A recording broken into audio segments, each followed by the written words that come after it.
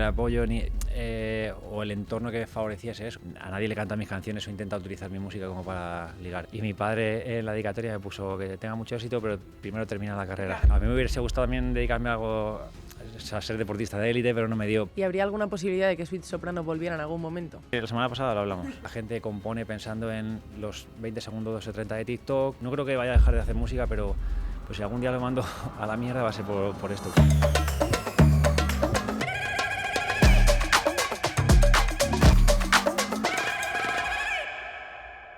¿Qué tal estáis? Bienvenidos a un nuevo episodio de Time Out. ¿Qué tal estás, Andrés? Muy bien, con muchas ganas de lo que tenemos hoy. No es el primer artista que viene aquí, pero tenemos el placer y el orgullo de tener a Juancho Marqués. Muchas gracias por venir al programa. Por invitarme. ¿Qué tal estás? Eso Muy es. bien. Hoy un poco cansado, he dormido regular hoy, pero... ¿Sí? Estamos no sé un si poco me igual nota. todos, ¿eh? Te quería preguntar porque quizá la gente no te conoce, quizá la gente sí o solo conoce una parte de tu vida. ¿Cómo definirías tú o cómo explicarías tú quién es Juancho Marqués? Bueno, pues soy una persona que se dedica a dar el cante por todas partes. Soy compositor, aparte de para mí, también para otros artistas desde hace unos años.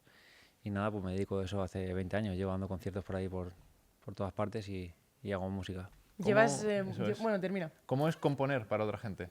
¿Es más difícil que componer para ti o es más fácil? A ver, más fácil que componer para uno mismo, no, porque al final también yo sé un poco lo que quiero, lo que me gusta, lo que no. Cuando compones para otro tienes el reto de adaptarte a hacer algo que tenga que ver con esa persona, a hablar un poco su lenguaje, utilizar sus palabras.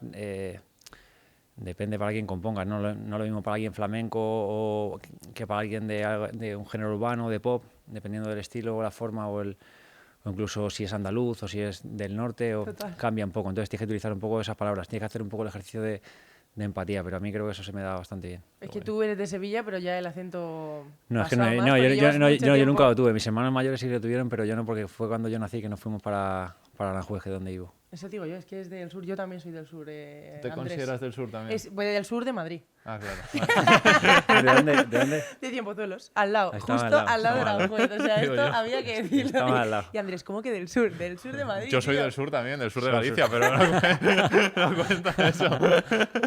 Llevas muchísimos años en la música.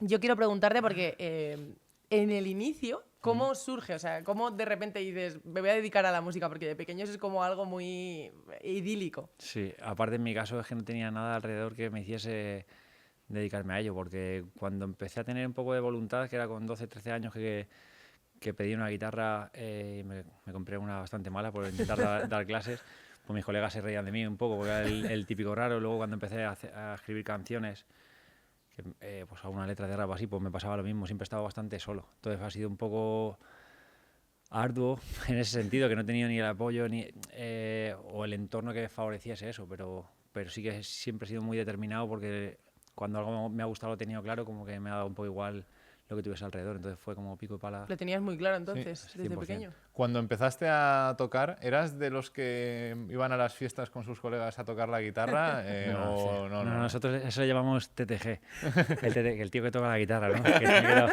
El que te aparece. No, o sea, yo si me la llevaba con mis colegas era para cantar canciones de coña, metiéndome con uno o con otro, no lo hacía para ligar. De hecho, yo nunca jamás en pareja o cosas así he puesto... A nadie le cantan mis canciones o he intentado utilizar mi música como para ligar, eso me parece ¿Y a alguien le has lamentable. dedicado alguna canción? ¿O está inspirada pero por no, alguien? no en plan romántico, he dedicado a personas o tienen frases concretas que puede hablar de alguien, pero no he sido como un trovador, ¿sabes? O ese rollo de me mola cero, ¿no? Vale. O sea, al final tus amigos quizá no estaban tan cerca de ti y tu familia te apoyaba en esos inicios, ¿o cómo era? Porque debe ser un poco extraño al principio. A ver, no fue un factor limitante en cuanto a que me dijesen no hagas esto, pero yo recuerdo, por ejemplo, un cuadro que me hicieron mis amigos cuando saqué un disco en 2000, bueno, hace 10 años o así, y mi padre en la dedicatoria me puso que tenga mucho éxito, pero primero termina la carrera. Claro, era lo típico. O sea que te puedo dar Pero un porque poco la idea. es que estamos hablando de algo, o sea, justo, que no es como tangible. O sea, cuando de pequeño dices, quiero ser jugador de básquet o quiero ser músico. Pero ¿cómo llegas hasta eso? O sea, es algo muy difícil. A ver, a mí me hubiese gustado también dedicarme a algo, o sea, ser deportista de élite, pero no me dio. Pero con esto es que nunca tuve la sensación de que no fuese a llegar. Desde que empecé, sobre todo a partir de los 18 años, jamás me planteé no llegar. O sea, yo no sé por qué, ahora lo veo, si he hecho la vista atrás y digo que... He flipado, ¿no? Sí que he flipado. Pero no era arrogancia, era como que lo Claro. sabía. Entonces, nunca me planteé el si iba a ser así o no, sabía que iba a ser, simplemente tenía que ver la forma de cómo conseguirlo. Porque yo sí me sentía como con capacidad, igual que en otras cosas no, uno sabe sus limitaciones. Pero con esto como sentía que, al menos dentro de un estilo más urbano, más rap, sabía que se me daba bien escribir, sabía que podía evolucionar, entonces nunca jamás me planteé el que no fuese a llegar. ¿Y ha habido algún momento en esos momentos iniciales en los que sabías que podías llegar? ¿Ha habido algún momento, algún obstáculo que estuvieras a punto de no superar o alguien de tu entorno que insistiera en que mejor te dedicaras a otra cosa de manera seria? O...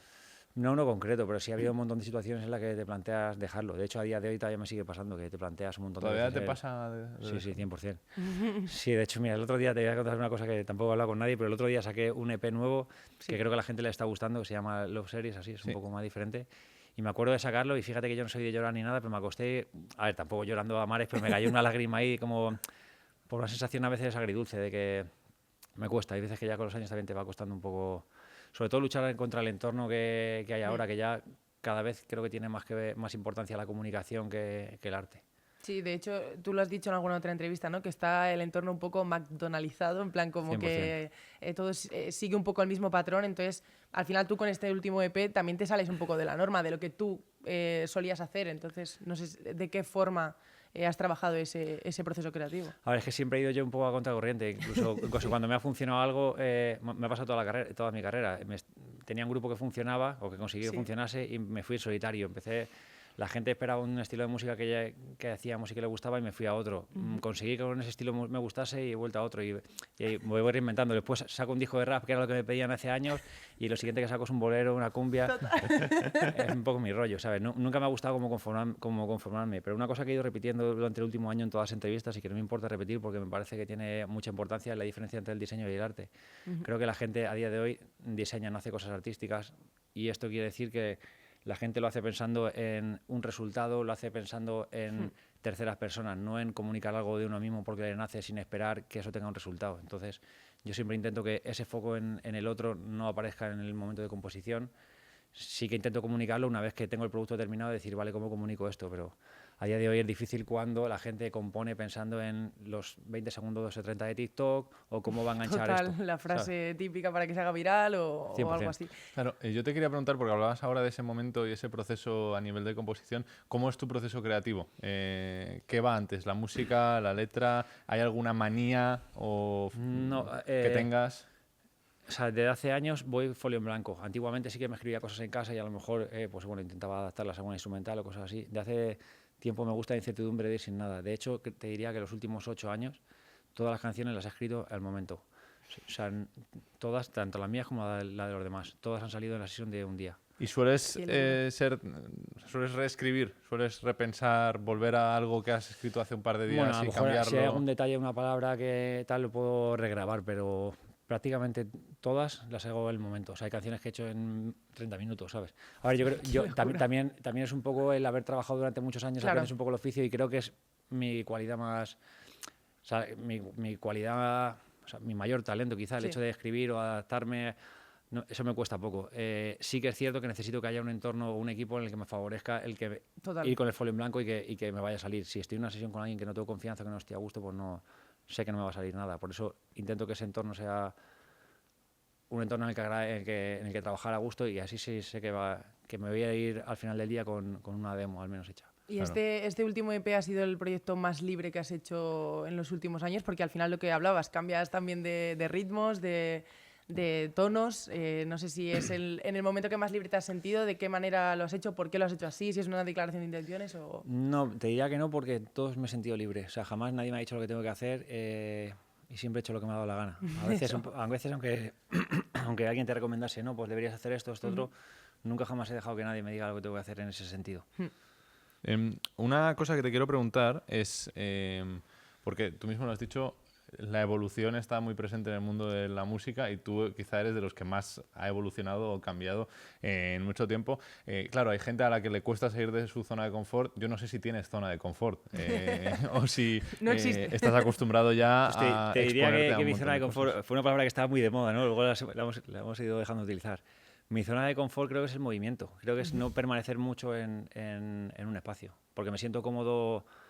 Creo que no soy el mejor en nada como concreto, pero creo que puedo ser de los mejores en cuanto a capacidad de adaptación, a estar en movimiento. Entonces esa es mi zona de confort, no quedarme estático. Qué bueno. ¿Y cómo te mueves en el día de hoy hablando de todo esto que decimos que la gente busca pues esa frase viral, que todo el mundo se encasilla en algo? ¿Cómo encuentras también esa motivación como para seguir siendo tú mismo? Porque al final es difícil en un entorno así. A ver, te digo que cada vez me pesa más. O sea, a día de hoy hay veces que me lo planteo, no porque vaya a dejar de hacer música, no creo que nunca vaya a dejar de hacer música, pero estoy un poco cansado de luchar contra la tendencia actual, que es como... Es que da pereza, ¿sabes? Da pereza. No, total. Da pereza. Aparte tienes que escuchar también ya el mensaje de que esto no sé qué, o es que esto no va a ayudar a ganar prescriptores, o... Eso es lo que cuesta, ¿sabes? Que tú quieres proponer algo con el corazón y a día de hoy tienes que hacerlo con la razón. O sea, con la razón Sí. en el sentido de tengo que hacer algo que funcione. Y entonces, luchar... no sé, para mí el arte o lo creativo tiene que nacer de lo emocional. Entonces, tener que racionalizar un proceso que es emocional me cuesta, ¿sabes? Y cada vez me da más pereza. Entonces, no sé si llega un día... No creo que vaya a dejar de hacer música, pero pues si algún día lo mando a la mierda va a ser por esto, porque estoy cansado de luchar contra un entorno que cada vez tiende más Claro. al fast food. Y precisamente dentro de este fast food, dentro de este entorno, ¿hay alguien que te haya decepcionado que pensaras que no iba a acabar haciendo esa música McDonaldizada o buscando esos 20-30 segundos de TikTok y que un día estuvieras escuchando un tema y dijeras, ostras, ¿qué haces tú haciendo esto? A ver, decepcionado, ¿no? Yo creo que cada uno se decepcionará a sí mismo. Y aparte yo también te digo que puedo entender que la gente haga música comercial para divertirse, yo también la he hecho, o sea, no entiendo, ¿sabes? No lo veo como algo criticable ni me parece, o sea, cada uno hace lo que quiere.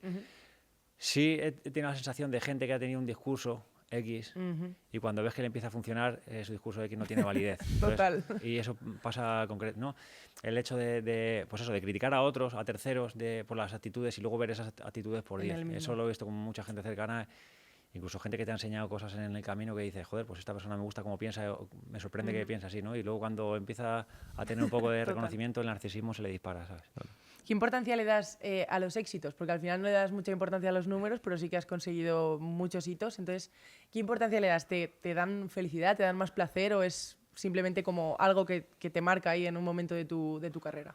A ver, el éxito yo cada vez más lo mido en términos de felicidad, no de algo numérico. Para mí lo numérico, el éxito que me puede dar es el hecho de que me pueda dar más recursos para poder hacer más cosas claro. que no tienen que ver con los Exacto. números. O sea, en realidad, para mí el éxito, si lo entendemos como algo numérico o concretamente cuantitativo, lo veo como un medio, no como un fin. O sea, Claro. entonces, bueno, le doy importancia en el sentido de que me permite poder seguir haciendo lo que quiero con mis colegas o poder organizarme las cosas a mi manera, pero no en otro sentido. O sea, ¿qué dirías que es para ti la felicidad? O sea, ¿qué consideras satisfacción en tu día a día? Qué pregunta, Pues, ¿eh? a ver, Qué profunda es soy es yo, una a pregunta... veces, Sí. Igual podíamos hacer un podcast entero sobre esto y no sé si de primeras te sabría contestar, pero yo la felicidad la encuentro en las cosas sencillas. O sea, creo que una cosa que me ha servido a mí mucho y he tenido quizá la suerte de que las cagadas que he ido haciendo, como no pasé... Ahora alguien que se hace famoso de 0 a 100 en un momento. En mi caso ha sido más paulatinamente. Lo bueno que he tenido es que las cagadas han sido menores o he tenido más tiempo No a se notaba corregir tanto. o a observarme, ¿no? Se notaba menos. Entonces, lo que me ha ayudado mucho es como diferenciar la persona del personaje y mi personaje jamás me lo creo. O sea, digamos, yo voy a tocar un sitio y hay 15.000 personas y de puta madre. Pero lo considero como algo que no pertenece a la vida real. ¿Sabes? Cada vez me ha ayudado más el seguir haciendo las cosas que hago. Yo vivo en Aranjuez, donde siempre, desayuno en el bar Paquito todas las mañanas, Claro. me voy a jugar la liga local con mis colegas los fines de semana, si puedo quedo y hago un arroz con mis colegas o con... Sí. Intento hacer las cosas cotidianas y considero eso parte de la vida real. Y al diferenciar estos dos planos y tener más momentos dentro de lo que he hecho siempre, me ayuda como a que no se te vaya la pinza. Y tú que Total. eres de pueblo también, Sí. sabes que eso tiene una parte buena, que al no ser tan individualista, en el sentido de que nos conocemos todos, Total. si haces el tonto... Se sabe. Y te lo recuerdan rápido. Se sabe rápido. Entonces, claro, yo no puedo ir de flipado para decir, anda ¿qué me estás ¿A dónde dando? vas? ¿A dónde vas? dónde vas, hermoso? No, pero yo creo que eso es muy importante también en el deporte profesional, ¿no? El tener como los pies en la tierra, el saber en qué momento estás y yo creo que te ayuda mucho también a seguir trabajando. Como puntos de agarre, ¿no? Un Total. poco Claro. De estoy aquí. Precisamente de estos puntos de agarre, hablabas antes de esta gente que tiene un discurso que te ayuda durante el camino. ¿Quién considerarías tú una referencia para ti o una inspiración? ¿Alguien que te ha ayudado mucho durante tu proceso, durante tu carrera? ¿Dentro de la música? Sí. No sé si me ha ayudado o no, pero te voy a poner un ejemplo que me gusta mencionar porque creo que tiene una visión parecida. Por ejemplo, Recycled, me parece que es de las personas más homogéneas a mí en cuanto a la inconformidad, al estar siempre pensando cosas creativas. Él a veces llega a un punto obsesivo que a veces le digo, tío, vamos a dejar de hablar de música, sí, pero es un tío al que admiro mucho por la capacidad que tiene siempre de reinventarse, de no conformarse, de hacer cosas diferenciales, de cuidar todo al detalle. Eso me encanta de él. O sea, y aparte mola porque nos hemos visto crecer un poco y creo que lo que está consiguiendo es de los que más se lo merece, sin duda, por todo el trabajo y el cariño que le pone. Claro, una cosa que nos pasa a los periodistas o a los gremios, ¿no? Que estamos hablando todo el día de baloncesto o todo el día de fútbol. ¿A los músicos os pasa que estáis todo el día hablando de música? Y que cuando un amigo llega y os pregunta, oye, ¿has escuchado esto? Le digas, no me hables de esto, háblame del Madrid o háblame de... Sí, no, o sea, hablas, sí, al final tu entorno musical y sí que hablas con cosas relacionadas o personas pero también te digo que nosotros no tendemos a ser obsesivos, a estar todo el rato, al menos yo en mi caso, no, a veces prefiero hablar de fútbol que de música o de otras cosas. Claro. No, de historia o de lo que no tengo como, o sea, al final ocurre de forma natural, porque si estás relacionado con gente, pues a vosotros pasará que al final habla de baloncesto sí o sí. Pero también es verdad que llegas a casa y a lo mejor no te apetece que te estén... De nada. Háblame otra cosa, Por favor. En todos estos años, porque llevas muchos años en la música, estamos hablando de ese cambio y de esos procesos. ¿Crees que a día de hoy, si hubiera salido Sweet Soprano, hubiera triunfado de la misma manera? Porque ahora quizá no es tan vocacional todo, es como más diferente la industria de la música.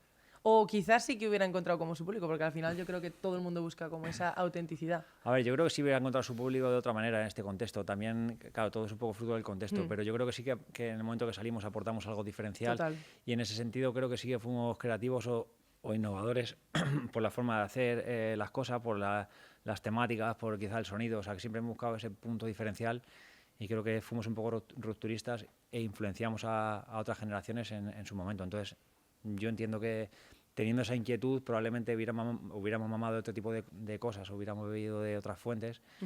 Y en el contexto yo pienso que sí podíamos haber funcionado también. ¿Y habría alguna posibilidad de que Sweet Soprano volviera en algún momento? ¿Para algún tema concreto? A ver, que volviera de forma permanente, no. Que volviese a pasar algo... A ver, de vez en cuando... Mira, el otro día estábamos en el concierto en Autos Igual y en el Metropolitano y estaba con Sule y volvimos como a mencionarlo y viendo la posibilidad. Es difícil.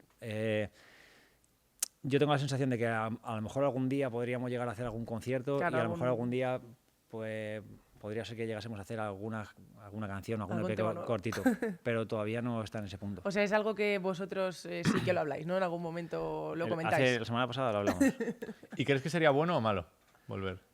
Porque hay mucha gente que cuando hay vueltas y cuando hay reencuentros hay unas expectativas disparadas por las A ver, nubes. no ni bueno ni malo, es como... O sea, yo creo que ahora no tiene sentido como que hacer de mi carrera eso. Claro. Es como yo que sé, como cuando sabes que quieres mucho a una persona con la que has tenido una relación y sabes que no tiene sentido volver a tener esa relación, a pesar de que puedas tener algún encuentro o vivir alguna cosa bonita, ¿no? Te puedes quedar a tomar un café, vivir momentos buenos, pero volver a tener la relación, sabes que no por nada, es que tu camino ya ha cambiado, o tu visión de la vida es diferente, o tu situación. Entonces, no le veo como un desarrollo a largo plazo, sí le veo como a quizá algún reencuentro bonito, pues podría ser. Y hablando un poco también, estabas hablando del concierto del otro día, voy a hablar un poco de los festivales, del Bombastic, que justo hace 2 años se hizo como muy viral ese momento de me voy allí con mi público, que es donde está mi gente real. ¿Se te ocurre eso en el momento? O sea, ¿cómo vives ese momento en el escenario? A ver, yo lo llevo haciendo toda la vida. También yo recuerdo, fíjate, me acuerdo viendo un vídeo cuando era muy joven, no sé si era de los Rolling o no sé si era Mick Jagger, que recuerdo el ver el contexto de mucha multitud, ¿no? Bueno, es un poco... estaba la multitud y ellos, ¿no? Y entonces me volaba la cabeza un poco lo de los dos planos, ¿no? Pensando en la parte de la persona con respecto al público. Y siempre me ha molado como generar esa ruptura, ¿sabes? De decir, ¿por qué tiene que haber como Sí, como dos como, secciones. sí, sí, sí. Digo, me mola como que sea más unido, ¿no? Siempre me ha molado esta idea. Entonces yo me acuerdo de pensar, de decir, joder, si yo cantase me gustaría romper esa barrera y formar parte de... Y entonces lo he hecho siempre. Siempre me ha bajado a cantar entre el público desde que empecé. O sea, En el Bombastic, de hecho, se hizo viral en ese momento, claro. pero llevaba 3 o 4 años saltándome cuando había tocado allí y en todos lados. Entonces que siempre me ha molado. Lo que pasa es que alguien recogió la noticia Justo. y ya, bueno, se ocasionó toda esa noticia viral. O sea, Una cosa que te quiero preguntar es, ahora en muchos festivales, en muchos conciertos, da igual prácticamente la productora o la distribuidora, se ha puesto muy de moda no solo que haya una pista, sino que haya varias secciones dentro de la pista, y en muchos festivales la primera sección de la pista es gente que está invitada y que muchas veces está más a la fiesta o otra cosa que a la música. No sé tú como artista cómo lo ves esto, o si incluso has llegado a rechazar alguna oportunidad porque no cuadrara con... A ver, cómo lo ves tú. a mí siempre he dicho que no me gusta, ojalá no hubiese nada. Te digo que, Claro. que puedo entender que haya una pequeña distancia. A mí lo que ocurre es que, a ver, al final un concierto es una comunicación. Si nosotros tenemos esta conversación y vosotros ponéis allá a tomar por saco, seguramente no vamos a entender peor. Pues eso pasa con un concierto. Si me aleja mucho de la gente que me quiere escuchar, pues es una Total. putada. Sí que entiendo, por ejemplo, que que en festivales grandes en los que, por ejemplo, hay artistas también que tocan allí, o gente que directamente no podría ver el concierto si no hay un pequeño espacio. Claro. A mí me ha pasado. Yo siempre antes tocaba por ahí, me gustaba salirme a los conciertos fuera a verlos, porque ya no solo por verlos, que me mola, sino también por aprender un poco de lo que ves, o porque incluso están colegas tuyos en el festival y quieren ver el concierto. ¿Qué pasa? Que directamente no te deja la gente. Si te conocen, te empiezan a pedir fotos, te empiezan... O sea, y de Total. hecho hay algún concierto en el que la misma seguridad a mí me pasó en un Arenal, que la seguridad me sacó porque se estaba generando una especie de avalancha entre unos Claro, y otros, claro. y no puedes, literalmente. Entonces entiendo que hay algún espacio en el que por seguridad pues haya gente que la que no pueda acceder fuera, que tenga que estar dentro. Lo puedo entender. Incluso puedo entender que haya una pequeña zona VIP para lo que quieran, está en su derecho, pero que haya mucha distancia me parece algo que va en contra, primero, del principio del festival, que es que la gente disfrute, y segundo, porque el desarrollo del propio concierto lo está limitando. Total, Claro. total. No, 100%. Hablando un poco más de el Juancho personal, vamos a decirlo de alguna manera, en estos 19 años, como hemos estado diciendo, has cambiado también mucho de formato, de música. Hay mucha gente que seguramente a lo mejor en algún momento dejó de escucharte porque ya no eras como el rapero chulo. ¿Para ti es más parte del camino? O sea, es como, bueno, es que yo tengo que seguir evolucionando, ¿o cómo te lo tomas? 100%. O sea, es que en realidad me da igual, quiero decir, yo no lo que no puedo vivir es esclavo de alguien que te diga, porque Si no estarías sucumbiendo un poco, claro, ¿no? si piensas en un grupo que te gusta, si cambia, dices, joder, es que me molaba más lo de antes. Si no cambia, dices, es que siempre haces lo mismo. Total. Pero al final, ¿sabes qué pasa? Que la música no depende del que lo hace, depende de la interpretación del que la escucha. Y a ti muchas veces, por ejemplo, me decía de Soy Soprano, ¿no? O de cosas antiguas. Si yo hago lo mismo, tú no vas a sentir lo mismo, porque ni estás en ese contexto, ni tu Total. situación de la vida es igual, entonces no lo vas a recibir de la misma manera. La importancia que tiene es el significado que tú le diste en aquel momento a aquella canción que apareció. Por mucho que hiciese algo parecido o con la misma dinámica, no lo vas a sentir igual. Entonces no depende de mí. El que ha cambiado también no es mi música, también es esa persona con 100%. respecto al objeto. Entonces, al final, yo no puedo pararme a pensar en lo que hago o lo que no, porque independientemente de que yo cambie o no cambie, también la otra persona Cambia, sí. está en movimiento también a nivel de experiencias o de todo, ¿no? Claro. Hablábamos antes de de canciones que has dedicado y de tu familia y tal, y hay un tema muy importante que sacaste hace medianamente poco, Sí. que es Mamá. Sí. No sé cómo nace el crear esa canción, y no sé cómo nace el de repente lanzarte y abrirte de esa forma. De hecho, en la propia canción es como que dices que has tenido que escribir unas palabras que no Claro. tenías pensado escribir. Sí, de hecho, tampoco soy muy de forzarme a escribir cosas, de decir, mira, pues ha muerto mi madre, de repente voy a escribir. O sea, no, para nada lo pensé así. De hecho, es que al final es un poco como hago la música, como creo, como de verdad lo hago cuando me nace, nunca me he forzado a escribir sobre nada. Habían pasado unos meses desde que había muerto mi madre y yo estaba, pues, sin más, un día en el estudio haciendo otra cosa. Y me acuerdo que paramos a comer y yo me quedé sentado en un sillón, en el estudio que tenemos, y tenía la instrumental esta, y de repente me dio un chispazo y dije, la voy a escribir. No dije nada a nadie, de hecho. Y en hora y media me puse a escribirla y dije, mira, me he grabado esto, ponme la instrumental. Y la grabé en una toma y la dejé tal cual. O sea, fue vomitarlo, de repente. No fue algo que llevase premeditado ni que... O sea, lo escribí en una hora y media, 2 horas como mucho, y dije, ya está. Y dije, grábamelo, y lo grabé en una toma y tal cual. Hice la primera toma, la dejé así. ¿Pero y era algo que sentías que tenías que soltar, de cierta forma? O... Antes de eso no, lo sentí en ese chispazo, ¿sabes? No fue algo que sintiese antes, en plan, le tengo que escribir a mi madre. De hecho, es todo lo contrario, como que no me gusta... O sea, es que realmente, de verdad que parece que lo cuentas y cuando dices la gente, ahora yo realmente compongo así. O sea, te pongo otro ejemplo, el bolero que he sacado ahora, yo no pensaba que fuese un bolero. Yo estaba pensando que me gustaba ese tipo de coros y al principio en mi cabeza tenía más un tipo de canción más Timbaland, más Justin Timberlake, que se acabó convirtiendo en un bolero, o sea, que funcionó de esa manera. Y en el de mi madre Timberlake a un bolero ahí. pero en mi idea, al principio cuando empecé a componerla, digo, quería hacer esto con esta armonía, empezamos un poco funcionando, buscando ese estilo, y al final acabó siendo un bolero. Que por eso te digo, en el de mi madre fue igual, no dije nada a nadie, en 1 hora y media o 2 me escribí la letra con un instrumental que tenía, le dije, grábamelo, me grabé la toma de voz y la dejé tal cual. ¿Y cómo se vivió también una enfermedad tan dura como el Alzheimer con tu madre? O sea, en ese momento, esos quizá últimos meses y demás, ¿cómo lo vivías tú también como artista? A ver, los últimos meses mal, porque quien la ha vivido es una situación desagradable, porque pasa de poder comunicarte o reír o así a la última fase en la que no puede ni deglutir, ni comer. O sea, es jodido porque... O sea, esa parte es de las más dolorosas. Pero lo que es el resto de la enfermedad, siempre lo he contado que para mí, aunque suene contradictorio, de alguna forma, en parte lo vi como un regalo de la vida. Porque me ayudó también lo decía la canción, ¿no? Sí. A tener paciencia, a acercarme mucho más a mi madre, a pulir otras cosas, a poder tener conversaciones que no había tenido por aprovechar el tiempo, a devolverle pues parte de lo que han hecho por nosotros, ¿no? Aunque sea una pequeña parte, el hecho de tener que lavarla, que yo qué sé, que tener cosas de ese tipo, ¿no?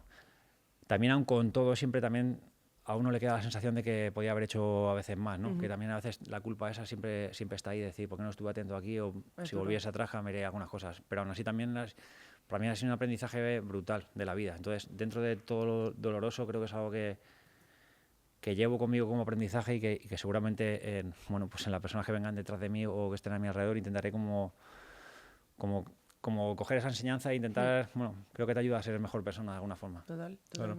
En un tema... Es que si sigo hablando de eso me pongo a llorar, que esto está ya muy intenso. Es que el aprender a recordar y aprender a disfrutar mejor los momentos me parece... O sea, es una tontería el Carpe Diem, ¿no? El Club de los Poetas Muertos, pero creo que es algo muy bueno. No sé si ahora lo aplicas en el día a día en tu vida, no sé si has dejado de hacer alguna cosa oye, estoy teniendo una conversación súper guapa con un colega, mira, tengo que irme dentro de media hora, pero lo prolongo otra media hora para no dejar esto a medias. O... A ver, 100%. También te digo que el Carpe Diem la gente lo utiliza como quiere. Sí, ¿sabes? sí, Puede ser la tua. Es decir, hacer lo que quiere no tiene consecuencias, me da igual que caiga quien caiga, para mí tampoco es eso, ¿no? No sé quién decía, si era Montesquieu quien decía que no, que libertad era el poder hacer lo que debes. No, de alguna forma también tiene ese sentido un poco de la responsabilidad, no es hacer lo que te dé la gana porque sí, ¿no? También respetando ciertas cosas. Pero sí, yo he dejado de hacer un montón de cosas de todo tipo por hacer cosas que me hacen feliz. Y dentro de lo que te digo de las cosas simples, de decir, me tengo que ir con algo familiar, en vez de irme a un evento de no sé qué hostias, me voy con mi familia, o sea, 100%. O sea, sí que intento como estar conectado con las cosas que hago cada vez más. Y cuanto más mayor te haces, que sabes que te empiezas a poner low battery, ¿no? Que se te pone la rayita amarilla. Sí, se te pone la rayita amarilla y dices, te voy a aprovechar. Bueno, hablábamos de la canción, por ejemplo, de Madre y tal. ¿Sientes que de algún modo, o sea, sabes que de algún modo ayudas a la gente con tus letras? ¿Eres consciente de ello? Que la gente puede escucharte y sentirse reflejado. Eres consciente. Lo que ocurre también es que nunca vas a llegar a entenderlo de verdad. En el disco anterior, lo que dice la canción de Campo de Flores, hablaba de eso, ¿no? Que mucha gente te dice, joder, es que no sabes cómo vas a cambiar la vida, o a lo mejor directamente te lo dicen, que tenían pensado, habían tomado la determinación de suicidarse y no lo habían hecho porque habían descubierto tus canciones, cosas fuertes de ese tipo, ¿no? Y eso es la hostia, y me lo creo y lo sientes, pero al mismo tiempo tampoco lo vives. Entonces, en la canción esa hablaba desde el punto de vista del agradecimiento, porque es cierto que yo no voy a llegar a sentir lo que siente esa persona, por mucho que pueda entenderlo, empatizar, pero al mismo tiempo tampoco la gente entiende lo que le hace sentir a uno, ¿no? A veces en los momentos que has estado jodido, que alguien te ha dado un abrazo, te ha mostrado palabras de cariño, o has querido mandarlo toda la mierda y te han dado fuerza para seguir. O sea que de alguna forma también se rompe un poco esa barrera entre público y artista, que es lo que me mola, que al final creo que seguramente yo he ayudado a mucha gente a continuar, pero también mucha gente me ha ayudado a seguir adelante a mí. O sea, nosotros nos refugiamos en vosotros y vosotros como artistas, tú por ejemplo, ¿escuchas algún artista que te pueda ayudar en esos momentos? ¿Lees? ¿Haces algo que ¿En qué que te pueda- refugias tú? Claro, ¿en qué te Pero es que también refugias son pequeñas cosas. A veces, fíjate, a veces ni siquiera son artistas. A veces simplemente una persona con un ejemplo silencioso Ujú. también te cambia, ¿no? Pero a veces me estoy pensando en, por ejemplo, en mi tío Antonio, que fue una persona que también, o sea, él falleció de leucemia hace 3 o 4 años, y fue una persona que me enseñó mucho su muerte también, porque no era no era una persona que siempre estuviese rayándote ni dándote consejos ni nada, pero cuando falleció me acuerdo que hizo una reflexión sobre toda la vida que viví con él. Dije, es una persona que ha estado en todos los momentos de mi vida. Cuando he tenido algo bueno siempre me ha escrito, ha tenido una palabra, nunca ha tenido... Estas personas que tienen detalles y que con su ejemplo dices, joder, siempre estuvo y no fui consciente, ¿no? Claro. Y El pues, estar digo, sin que te des cuenta, ¿no? el ejemplo, ¿sabes? Creo que muchas veces también aprendes de ese tipo de cosas. Evidentemente del arte también aprendes o de situaciones, pero que tampoco creo que a los artistas haya que engrandecerlos, Sí, ¿sabes? Porque idealizarlos. yo creo que es más importante la función de una enfermera que la que hago yo. Y realmente lo pienso, ¿sabes? Es verdad. Claro, precisamente estábamos hablando ahora de tu familia. Mencionabas antes que tu padre te había puesto el disco está muy bien, pero acaba la carrera. ¿Qué opina tu familia de tu música? ¿Están orgullosos? ¿Les gustaría en algún momento que hicieras algo distinto? ¿Te critican algún tema si no les ha gustado? yo creo que cada vez también le mola más, ¿no? Porque también al final el mensaje como más maduro, más adulto, quizá. Yo creo que seguramente cuando tenía 20 años se identificaba menos, ¿no? Cuando las cosas que hablábamos. Pero a día de hoy, ¿no? Mi padre, que si hago un polero, seguro que estaba más contento que cuando hacía, ¿no? ¿Qué carrera le hubiera gustado a tu padre que hicieras? Mi padre le hubiera gustado que fuese ingeniero aeronáutico. De locos. O sea, Te has perfecto. alejado del camino, yo creo. Súper creativo con No, todo yo lo contrario. estudié sociología, yo. Qué guay. Siempre también has estado vinculado a temas sociales. ¿Cómo reflejas quizá la actualidad en tus canciones? Como dices, haces canciones al momento. Entonces, ¿algunos de estos temas sociales que puedan ocurrir en la actualidad los sueles meter en algún tema? ¿O no, A ver, prefieres no meterte siempre metes cosas. También es cierto que cada vez mi música toma un matiz más introspectivo que descriptivo de la realidad. A lo mejor sí que, por ejemplo, el tema de los hijos del odio sí que hablaba específicamente del tema de Gaza y Palestina, pero bueno, a menos que tenga necesidad de hablar de un tema en concreto, cada vez con el tiempo sí que he hablado más desde un punto de vista quizá más introspectivo que descriptivo. Y en esta reconversión del arte al diseño que has dicho antes, ¿crees que falta gente que hable de temas sociales? Y hay mucha gente que simplemente hace el mismo tipo de canción. Más allá de que sea todo muy parecido, siempre cuentan prácticamente lo mismo. ¿Crees que falta gente que se moje y No, que...? no sé si de temas sociales, que seguramente también. Lo que necesito es que haya variedad. O sea, pues me refiero que está bien hablar de ciertas cosas, pero todo el mundo habla de lo mismo. O baby, mamasita, te echo de menos. O estoy con otra, pero pienso en ti. O te reviento, ¿sabes? Podrías decir 3 frases y sería la mitad de la... Tres frases, cuatro acordes seguramente y lo tienes hecho. coge 100 palabras y puedes hacer todas las canciones. Es verdad, es que todas es de lo mismo. Y no lo critico en plan de que esté mal. Digo, pero por eso hablamos un poco de la McDonaldización. Es que todo es fast food y todo habla de lo mismo. Que de repente un día está bien que te comas una hamburguesa, pero todos los días alimentándote Te acabas Sienta mal, sentando mal. sienta de lo mal. mismo. Sienta mal. Dices, joder, aliméntame un poquito en condiciones, ¿no? Claro. De vez en cuando. Y siendo esa persona que tiene los pies en la tierra, ¿de qué modo te ha afectado a ti la fama? O sea, en algún momento... O sea, ¿disfrutas de la fama o es algo que como que lo tienes ahí? Los pies en la tierra intento tenerlos, no significa que los tenga siempre, pero no por el hecho de ser más conocido o menos.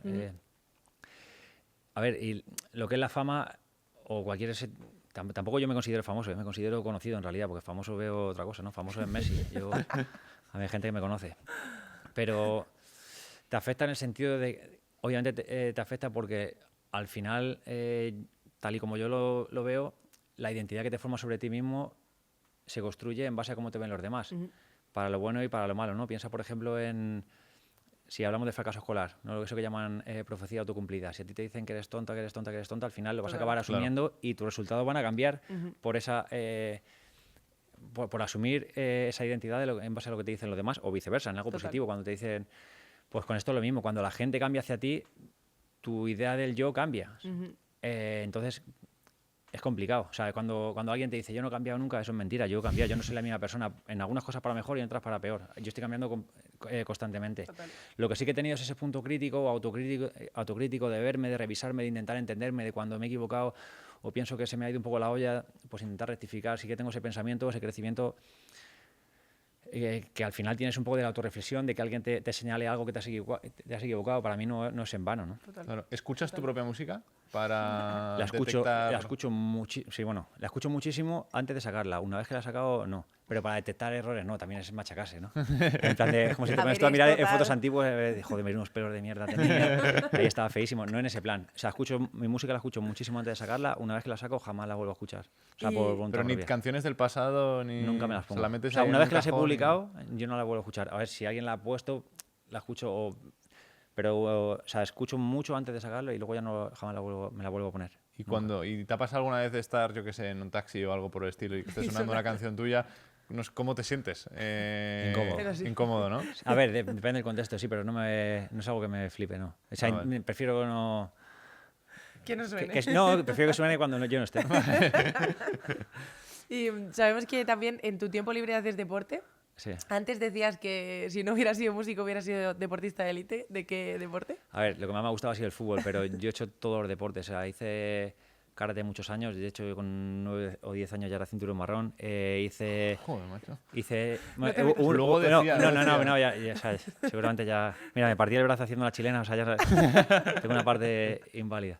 Pero llego a estar haciendo 4 o 5 deportes a la vez. Me acuerdo un año que estuve haciendo... Iba lunes, miércoles, viernes al fútbol, más el partido. Los martes y jueves a karate. También, antes del fútbol hacía atletismo. Porque éramos Los, así, tío. los domingos hacía tenis también. Y luego me federé en badminton ese año también. Pero he jugado al pádel. ¿Por qué badminton? Porque me molaban todos los deportes. Cosas de federado o apuntarme a clases, he hecho pádel, he hecho Muay Thai, boxeo. ¿Y no hacías también clases de música o algo así? Es que yo hacía todas. No. O sea, yo hacía baloncesto, La yo música tocaba no el necesitaba piano. las clases de música, No, él ya claro, le salía pero solo. quiero decir, pero que lo mismo también, ¿sabes? Que yo hacía 20 extraescolares. No, todo, O sea, o sea, ¿por qué? todos los deportes, he hecho todos los deportes, patinaje, o sea, todo lo que he podido me he apuntado. Patinaje sobre hielo. No, la verdad que Ojo, no he patinado nunca sobre hielo. Ojo, patinaje He sobre patinado hielo. una vez y me caí, o sea, no he vuelto a repetirlo, Andrés, como tú tío. con la chilena, más o menos. Precisamente te quiero preguntar porque has dicho que eres más de fútbol, pero estamos aquí en el Museo de la FEP, hay un montón de camisetas, tenemos ahí detrás camisetas de Pau y demás. No sé si tuvieras que escoger a un jugador de la historia del baloncesto español, ¿con quién te quedarías? Por lo que ha transmitido, porque te puedas sentir de cierta forma identificado con él. A mí Sergio Llull, te ¿Sí? diría, sí. Qué crack. Tiene el clutch Eres del Madrid, ¿no? a muerte. Se ve. Mira, No, fíjate, por las fíjate. camisetas te hemos visto con las camisetas de fútbol. Sí, y no porque viniese aquí, que luego que hay un poco a posteriori, pero el otro día estuve viendo el Madrid Unicaja, que llevaba mucho tiempo sin ver el baloncesto, pero si puedo ver el Madrid de baloncesto sí que lo veo, pero muy de vez en cuando. ¿Y allí vas al Movistar Arena ahora? No voy casi nunca, he ido pocas veces. La última que estuve fue cuando vinieron los Dallas, que vino Doncic. Es verdad. Ese partido sí que estuve. Tienes que ir ahora, que son las finales. Sí. Cuando estamos Sí. grabando esto. Claro, Que claro, probablemente cuando salga lo mismo ya, no sé lo que habrá Si pasado. nos Claro, invitáis, claro. vamos. Claro. Jul ya no está en la selección. Este Lo han año anunciado tenemos Eurobasket.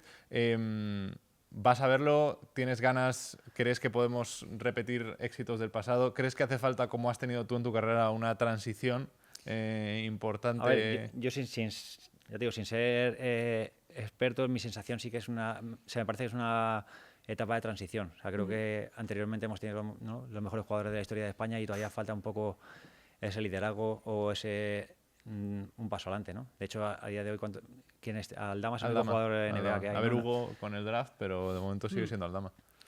Que luego están los Hernán Gómez, hay jugadores ahí importantes, pero creo que falta... Sí, que alguien como que dé el paso al frente ahora y vaya asumiendo. Es que al final, claro, llega Jul, nos dice que se va.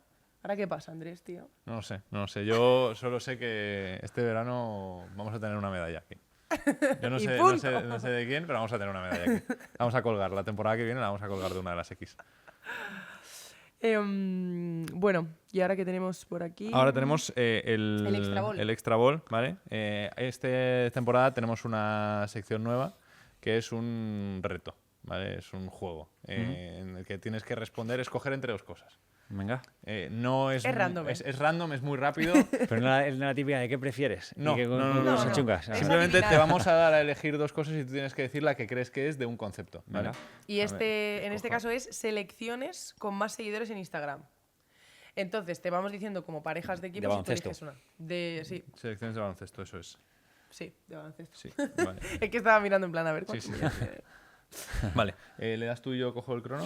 Venga, Como Vale. quieras. Perfecto. 3, 2, 1. ¿Estados Unidos o Serbia? ¿Quién tiene Estados más Unidos. seguidores? ¿Serbia o Alemania? Serbia.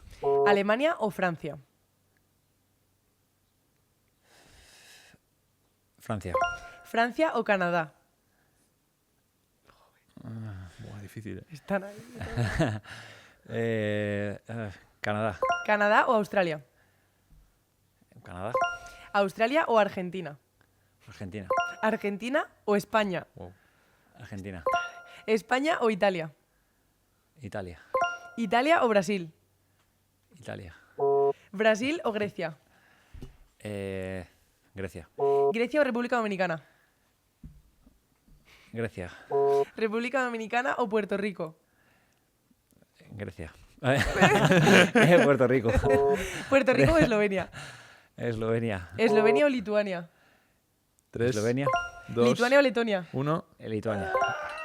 Tiempo. Oye, ha habido muchos aciertos, pero es que estaba mirando que casi, o sea... Es que estaba pensando ya en... 3.000 aquí de No, no, estaba diferencia. pensando en población Claro. ¿no? y afición al deporte. Digo, Ha habido mucho acierto al principio, sobre todo, solo has fallado Sí. Serbia y Alemania. Luego ya con Brasil y Grecia ahí has pinchado Sí, un poquito, ya porque estaba. Brasil tiene casi 700. ya me he imaginado, cuando seguidores. lo he dicho me lo he imaginado. Entonces, mucha gente. En Brasil en concreto he dicho... "Uf, Pero es que Alemania, Argentina, Pero es que España hay muchas. 4.000 de diferencia. 4.000 de diferencia, sí. Italia, Eso. España también España has son acertado y 2.000 son de 2.000 de diferencia. diferencia. Tremendo, tremendo. O sea, excepto Estados Unidos, que obviamente pues tiene Difícil. 5 millones de seguidores. Difícil. Muy bien, pues con esto llega al final de la entrevista. No sé si te lo has estado a gusto, te lo sí, has pasado súper, bien. súper a gusto. Nosotros también hemos estado encantados de tenerte. Esperamos que te aficiones un Eso poco es. más también ahí al Eurobasket, que será pronto. El de las chicas será ya, que mientras estamos grabando esto, ya cuando salga, Sí, no ya. sé lo que estará pasando. Y el de los chicos, agosto, septiembre. Así que ahí estaremos atentos. Bueno, ese tipo de partidos lo suelo ver, cuando Está son muy mundiales, guapos. europeos o olimpiadas, lo suelo ver. Qué guay, qué guay. Pues muchísimas gracias por venir. A vosotros Para por nosotros invitarme. ha sido un placer. Y vosotros ya sabéis que si os ha gustado, dadle like, suscribíos si no estáis suscritos todavía. Nos vemos en el próximo episodio.